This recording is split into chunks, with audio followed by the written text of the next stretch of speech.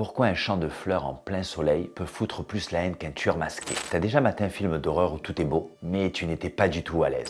Genre image parfaite, lumière douce, tenue blanche, décor soigné, et pourtant, t'avais envie de fuir. Ben c'est normal, parce que le malaise ne vient pas forcément toujours des cris et du sang. Parfois, il vient simplement du décalage. Ton cerveau voit une image trop propre, trop calme, trop sous contrôle. Et clairement, ça commence à l'inquiéter, parce qu'il sent que quelque chose cloche. Exemple, Midsommar, A Cure for Life, The Menu, et plein d'autres. Des films qui ressemblent presque à des pubs de luxe, mais qui à la fin te retournent l'estomac sans te faire hurler une fois. C'est clairement de l'horreur esthétique. Elle t'attire avec du beau, puis elle te coince avec du glauque. Et comme tout est maîtrisé visuellement, chaque micro-détail devient une menace. Tu scrutes les visages, les silences, les gestes trop polis. T'as pas peur du monstre, tu as peur de ce qu'ils vont faire. Le vrai cauchemar, c'est quand la violence arrive dans un monde trop parfait. Parce que là, tu n'as plus aucun repère. Et toi, c'est quoi le film visuellement magnifique qui t'a le plus fait flipper?